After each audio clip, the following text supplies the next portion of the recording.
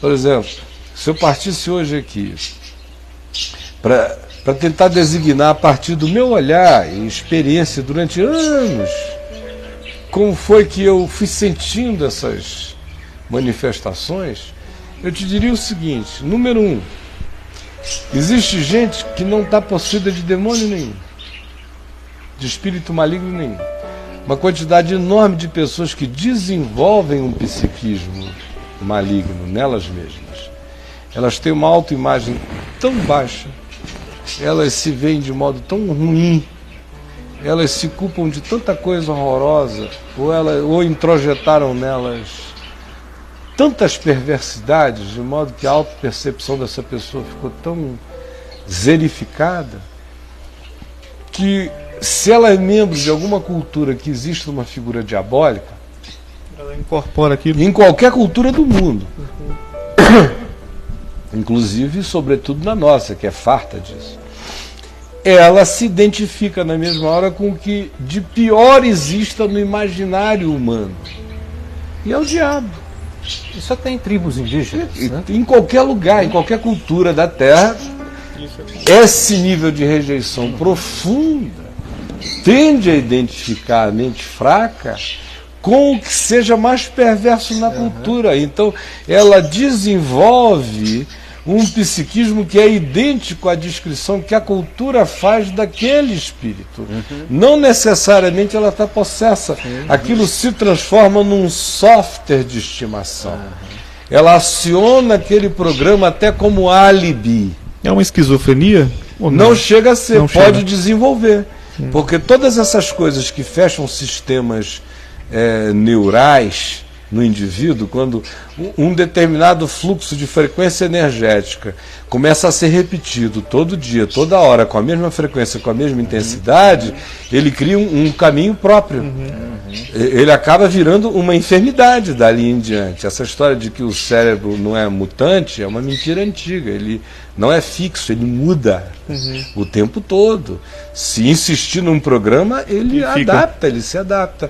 Então, tanto uma coisa pode gerar outra, como a outra pode gerar a primeira. Mas eu estou falando nessa em que é a dimensão psicológica de autorrejeição que identifica o indivíduo com o pior arquétipo daquela cultura, e ele desenvolve um psiquismo que é dele. Às vezes se exacerba com uma entrada demoníaca acessória, mas não necessariamente, não precisa de demônio. O indivíduo criou o seu nesse caso. Outros níveis em que você observa essa coisa aí é quando você vê aquele tipo de manifestação demoníaca extremamente identificada com animais, com animalidade. Aquele caso que eu citei do menino cachorro. Isso. Tem muitas que você vê. Nabucodonosor virou lá uma águia com as garras que cresceram, né? E aí a descrição de que foi uma loucura, né? Então, tanto faz, né? Então você vê a animalidade. Eu também acredito que existe uma quantidade enorme de pessoas que, pela mesma razão de fragilização mental, acabam se identificando com uma outra coisa baixa na escala de identificação, que é o animal.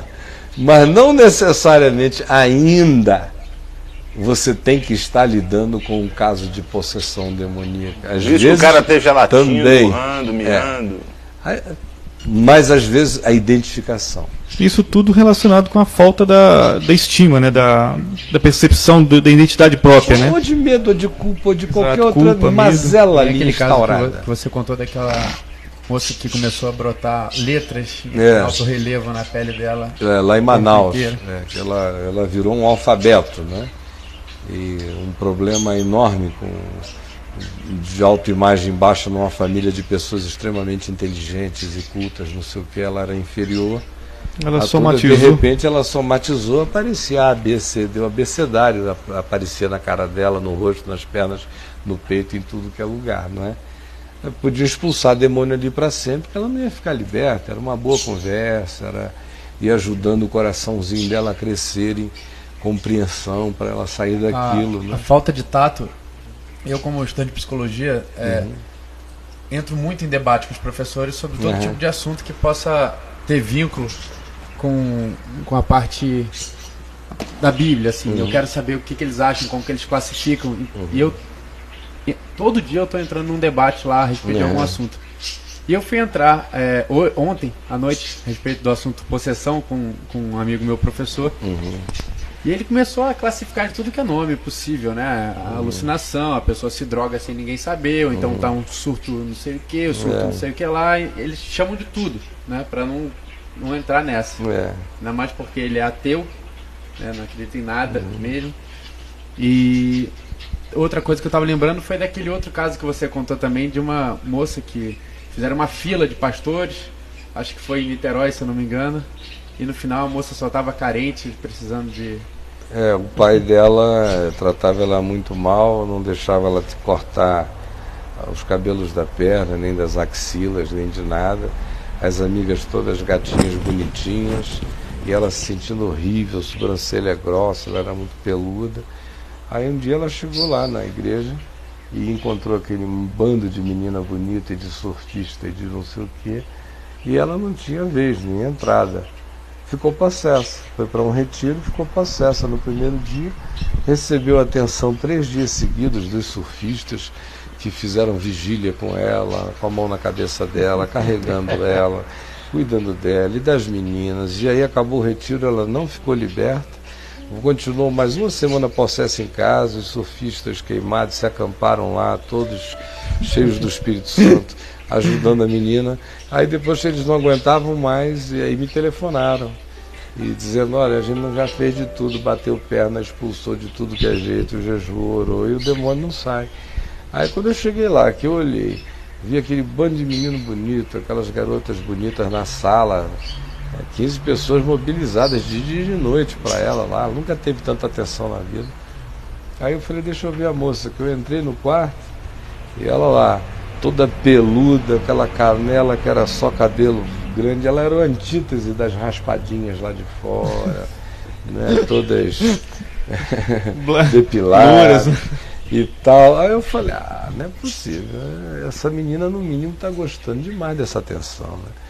Aí eu mandei todo mundo sair do quarto, fechei a porta e fui lá, e já tinham me dito o nome dela. Eu falei: fulana, aqui não tem a fulana, só tem não sei quem e tal. Mas já é aquela forçação, você já vê que é uma mulher tentando falar com voz de homem, né? Quando o bicho pega, meu amigo, teu professor ia sair correndo. Então, na carreira, não é brincadeira. Não. Explicação, né? Não é nem doidinho de hospício, também isso é brincadeira. Doido de hospício é tiro de letra. Então, aí, fulana, para com isso, fulano, olha só, eu sei que você está aí. Não tá, quem tá aqui, eu não sei quem. Eu digo: fulano, eu conheço isso. Eu sei quem é quem aí, fulano. É você que está aí, escuta. Eu sei que você está gostando muito de receber 10 dias de carinho, de atenção, de toque, disso tudo. Você gostaria muito de se sentir bonita como as meninas ali fora e ser tocada pelos garotos de outro modo. Você não precisa disso. Você pode sair daqui, raspar suas perninhas, fazer suas axilas, cuidar do seu cabelo, vai ficar uma gatinha, vai encontrar todo mundo numa boa, e vamos acabar com essa história agora. Abre os olhos e olha para mim. Aí ela olhou assim para mim, as lágrimas começaram a rolar aqui. Aí ela falou: como foi que o senhor descobriu? Essa caça só sai com gilete, né? Essa foi muito boa. Então você vê vários tipos de identificação.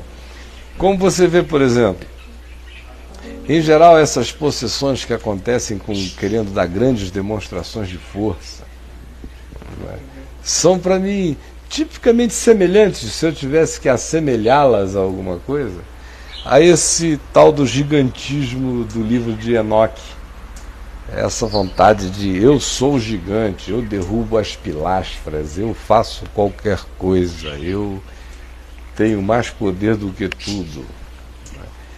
Aí você anda um pouco mais, você começa a ver aquelas categorias de possessão articuladas, que já são as possessões que você começa a ver a percepção da presença da inteligência angelical malévola. Como um dos primeiros encontros assim que pessoalmente eu tive com possessão demoníaca, eu já tinha visto muito assim acontecendo com meu pai, e eu longe, escondido atrás da pilastra, Deus me livre, me salve e me guarde, né? Quando eu tinha 13 anos de idade, e cada uma braba, eu digo, em casa que eu não quero ficar. E quando eu larguei tudo mesmo e fiquei totalmente descacetado por aí, eu, antes de entrar em casa, na casa de papai, quando eu vinha à noite, primeiro eu via se não tinha nenhum possesso hospedado lá, né? Porque a casa de papai virou hospedagem de possesso. Sim, era possesso, tinha uns possessos que se hospedavam, virou hotel mesmo de possesso. Ficava liberto, papai guardava lá 15 dias até dar alta, para o cara bonzinho voltar para casa. E eu dizia, não, se tiver demônio e possesso aí, tinha uns que tinham umas crises de madrugada, lá papai ia lá expulsar, eu digo, lá quero saber disso, eu ia embora. Só depois de convertida que eu fiquei mais meio cabreiro. No primeiro mês assim, eu digo, eita, que esse negócio aqui é feio. Mas aí vendo, sendo que logo um mês e meio depois, mais ou menos, de eu estar convertido, o papai foi chamado, de repente, junto com o pastor Israel Guerra, para ir a um bairro em Manaus chamado São Francisco, para expulsar um demônio de uma menina. E isso era normal, chegar toda hora tinha comitivas pedindo, por favor, vamos lá, quando já não traziam o possesso, né? Aí, papai disse, vamos, meu filho? Eu falei, vamos. Aí eu fui, né? Me deu assim aquela tremedeira na canela, digo, não, mas eu sou de Jesus e sou macho. Então eu vou 2 vezes. Em nome de Jesus eu vou. Aí quando nós chegamos lá, eu vi aquela multidão assim na frente daquele barranco. A casa era uma barranqueira para baixo, num charco, um garapé. E aquela multidão. E o papai de muleta ia chegar lá quase 8 minutos depois para conseguir passar, descer naquela escadinha íngreme. E o Israel, o amigo nosso, o amigo dele, foi pegando logo no braço dele. E eu falei assim, eu estou com tanto medo que eu vou na frente. Porque é uma reação minha, né? Se eu tiver com muito medo, meu amigo, aí é que eu parto para as cabeças mesmo. Aí eu falei, eu estou com tanto medo que eu vou na frente. Aí eu fui andando, eu sou de Jesus e sou macho, não estou aqui e fui. Quando eu entrei naquela multidão, aquele garotão que eles não sabiam nem quem era, porque os exorcistas oficiais estavam vindo, né? O papai e o Israel. Eu lá com aquele cabelão de tamanco, fui metendo a cara lá, quando eu entrei assim, eu vi uns 8 a 10 homens segurando a mulher. Era uma cabocla, meu irmão, dessas poderosas, semi-estivadoras, com um cabelão assim grandão, cada abração, cada pernada, cada pernona. E ela fazia assim, ó, eu só via ela homem para todo lado. Aí corria todo mundo em cima, um sofá de napa vermelho, um calor desgraçado, a casa entupida, aquele bando de homens segurando a mulher. Aí ela, no meio daquilo tudo, ela olhou assim para mim. Aí falou com aquela voz gutural poderosa e falou, desgraçado, eu te conheço, eu te vi no rio, tu eras meu e eu te perdi. Aí parou tudo e ela ficou me olhando. Aí ela partiu assim, ficou em pé e partiu para cima de mim. Quando partiu, meu amigo, eu parti para dentro dela, gritando em nome de Jesus, mas com a guarda pronta para atropelá-la no jiu-jitsu. Eu parti com o que eu tinha, era o que eu sabia. Vai em nome de Jesus e vai entrar no cacete. Então, quando eu parti, não, de Jesus pra cima dela, a bicha caiu lá, não sei aonde. Aí eu falei, que jiu-jitsu, que nada. E a melhor, né? O poder tá em outro lugar. Os dois é que não descobriram ainda. Aí, tem o jiu-jitsu dos Grace e tem o da graça. Né? Aí, é nesse aqui que eu vou. Aí a mulher começou a me contar a história, me recitar Colossenses 2, na íntegra. A cabocla que não sabia ler, nem escrever, que morava no interior do Amazonas, que tinha vindo de lá, porque o ataque começou e ninguém segurava ela lá, e não quiseram no hospício nem em lugar nenhum. Mas a menina era totalmente iletrada, nunca tinha ouvido falar de nada, nem de coisa alguma. Ela me recitou Colossenses 2 na íntegra. Porque ela começou a dizer, você está parecendo com aqueles discípulos do princípio. Eu estava lá, eu vi a cruz, eu vi tudo. Você está parecendo com aqueles que criam como eles criam. Quando ele despojou os principados e as potestades e publicamente os expôs ao desprezo, triunfando sobre eles na cruz, e foi citando o texto de Colossenses, fortalecendo a minha fé. É burro mesmo, né? E eu peguei, olhei para aquilo ali, e aí ela dizia, mas eu não vou sair. Eu falei, como tu não vai sair? Tu já saíste, tu já era. Não. Estás aqui me confessando que já não é. Só é porque eles não sabem. E tu és mentiroso e pai da mentira, e vai sair agora. Em nome de Jesus, sai. Quando o papai e o Israel entraram lá, a menina já estava livre. E depois nós viemos a saber como foi que aquele caso tinha começado. Era uma relação incestuosa. Um irmão caboclo mais velho do que ela, que a possuía há muitos anos. Ela tinha muito ódio de ser possuída por ele. Ficou com tanto ódio, que o ódio abriu aquela porta de vontade homicida. A vontade homicida abriu aquele flanco imenso, e aquele flanco foi devidamente ocupado por quem ama todas as brechas do ódio. Agora, apesar da mulher ser uma cabocla iletrada e, portanto, não ter nenhuma contribuição intelectual a dar, aquele que a possuía era de um nível espiritual e de uma resistência espiritual extremamente forte. Por isso a força sobre-humana dela também. Extraordinária. Aí eu poderia sair aqui descrevendo, isso pode ficar para amanhã, para outra hora, porque são tantos níveis que você vai percebendo de sutilezas dessas manifestações. Agora, Caio, até você chegar à mais elevada de todas. Nesse papo todo, um dos fatos é que tem uma profunda relação com o aspecto emocional, né? Claro, sempre. Sempre. Sempre. É aquilo que Paulo diz em Efésios, no capítulo 4, quando ele diz, irai-vos e não pequeis, não se põe o sol sobre a vossa ira, não deis lugar ao diabo. Não é? Então, eu não sei se isso poderia ser um tema para uma próxima, né? Mas você falou que dentro dos elementos essenciais que a gente falou, um deles é o fato de que a abertura, né, do homem para essas coisas. O Jack falou a questão emocional, o ódio e o tal.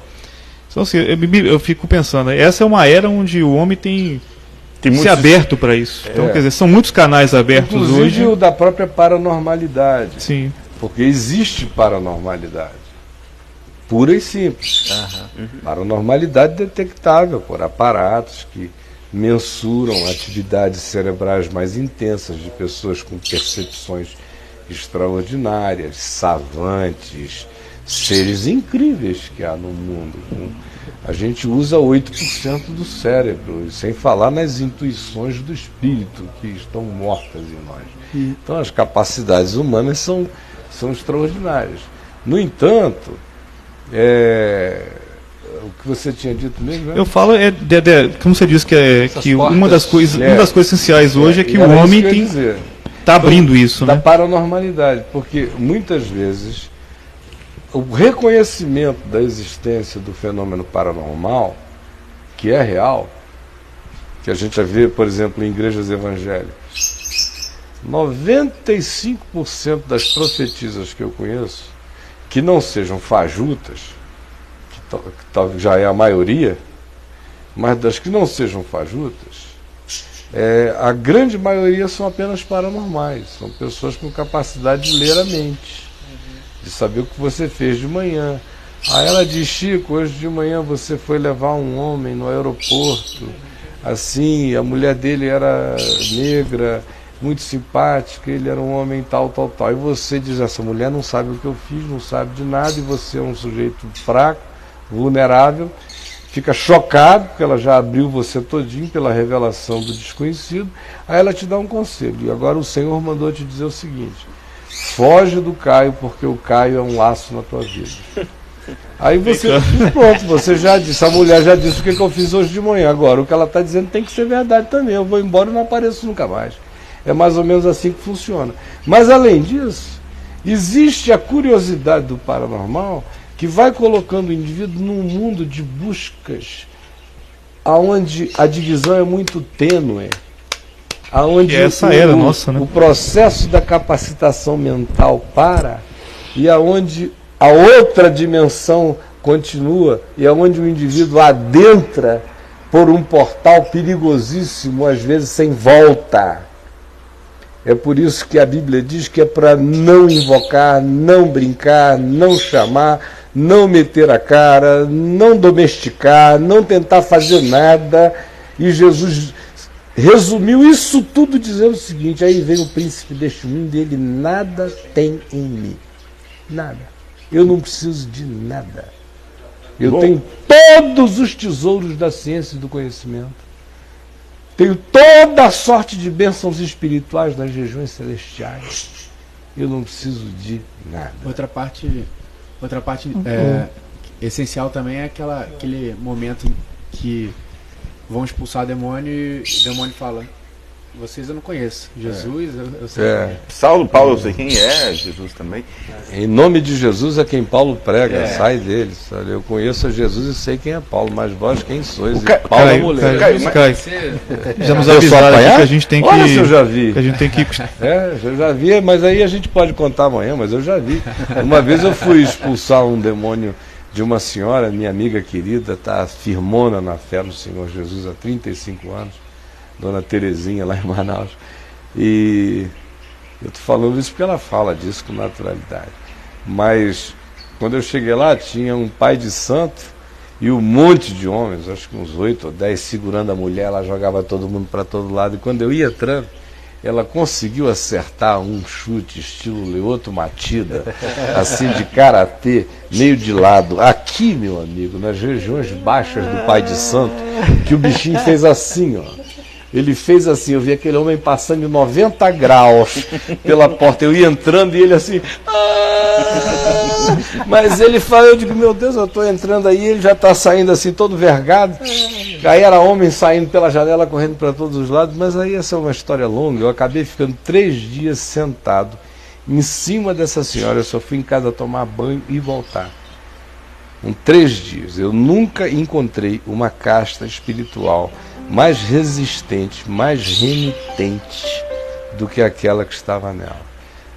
Eu digo, já vi gente, para ficar completamente liberta, levar 1 mês, 2 meses, mas você vem, a pessoa tem uma semana de intervalo, tem uma crise de novo, até que a consciência vai sendo forjada, a fé vai crescendo, ela fica livre.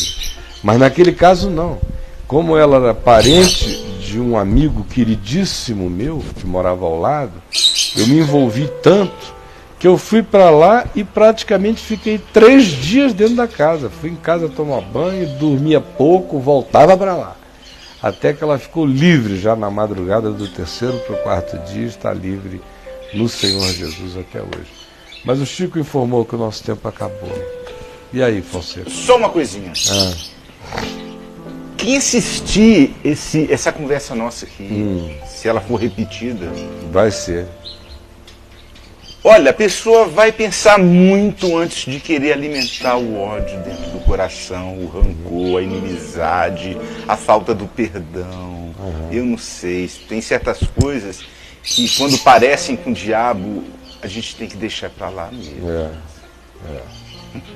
Eu vou propor que a gente volte a esse tema uma outra hora para conversar, e porque tem muito mais assunto para a gente cobrir, mas eu agradeço essa sua palavra, porque de fato quem quer andar seguro anda com o capacete da salvação na cabeça, como Paulo disse, se veste com a couraça da justiça da fé em Jesus, calça os pés com a preparação do Evangelho da Paz, anda em caminhos de paz e de reconciliação, empunha sempre a espada do Espírito, que é a palavra de Deus, usa sempre o escudo da fé com o qual apaga todos os dardos inflamados do maligno, e não se esquece nunca de andar vestido com a cuequinha da verdade, cingido com a verdade lá no íntimo.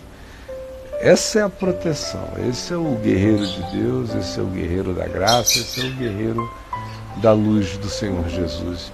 Esse é o chamado, é assim que a gente vive, como um assombrador de assombrações.